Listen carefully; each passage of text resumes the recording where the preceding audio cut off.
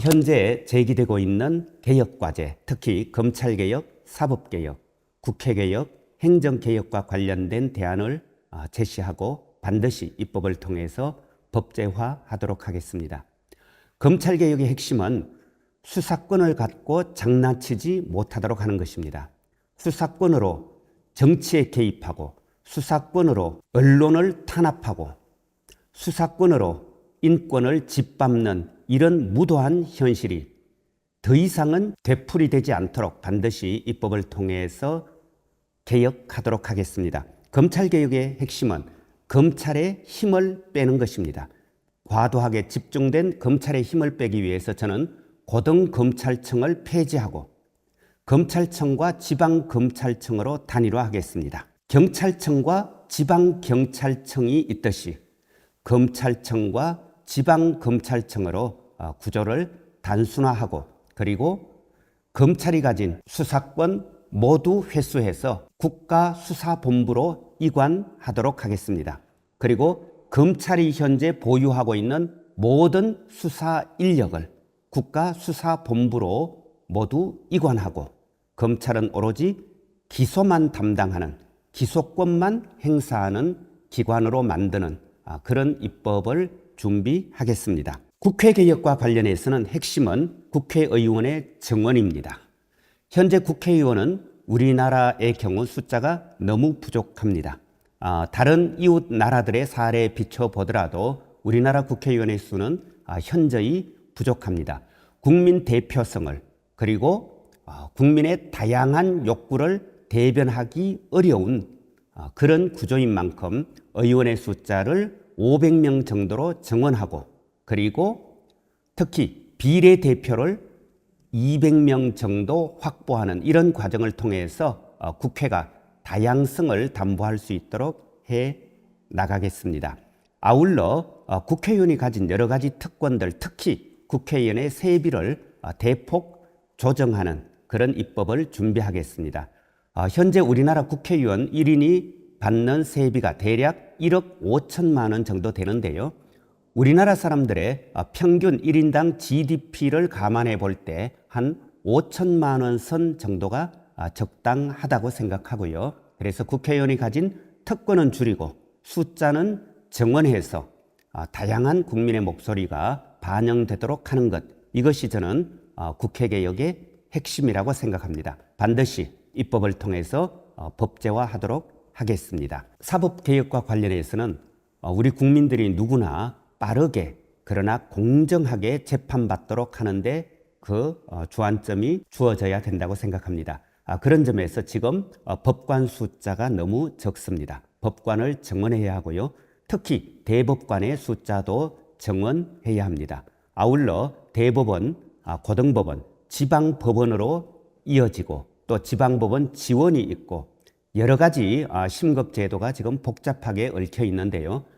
대법원, 항소법원, 1심 법원으로 단순화하고, 그리고 또 대등재판부 구성을 확대해 나가는 이런 방향으로 전환되어야 합니다. 아울러 법관 인사위원회가 독립적으로 설치되고 또한 법원 행정처를 폐지하는 이런 방향으로 진행되어야 하고요.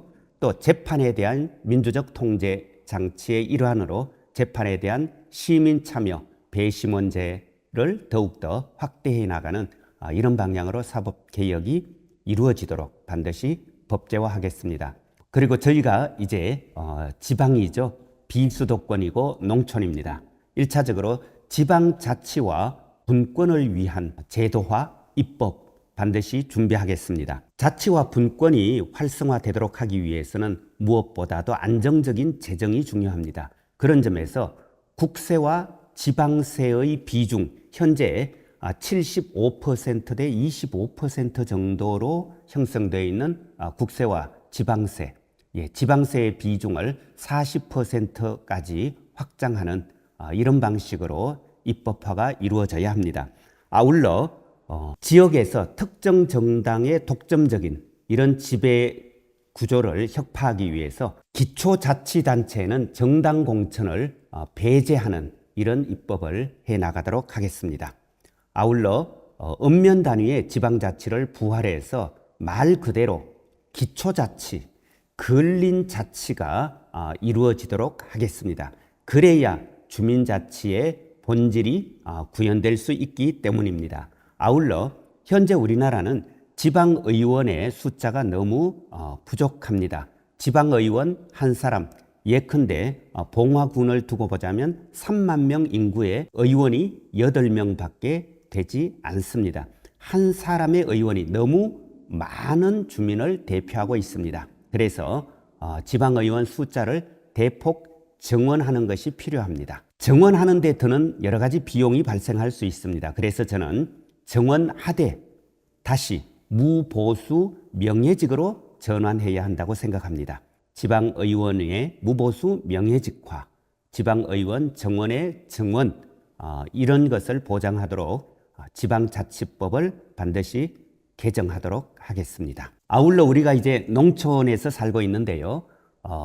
농촌에서 사는 것은 말 그대로 공익활동입니다. 농촌이 어떤 곳입니까? 생태 환경을 보존하는 곳이고 공동체 문화를 또 보존하고 계승하는 곳이고 건강한 필수적인 우리 생존의 필수적인 먹거리를 생산하는 곳이고 이런 농촌을 지키는 것 이것이야말로 인류를 위해서 또 지구를 위해서 오늘 우리들의 생존을 위해서 필수적인 기본 활동입니다. 그런 의미에서 농촌은 기본 공간입니다. 이 기본 공간인 농촌, 기본 활동인 농업이 안정적으로 유지되도록 하기 위해서는 반드시 법제화되어야 될 것이 몇 개 있습니다. 첫째, 농민기본급. 우리가 흔히 농민수당이라고도 부르죠.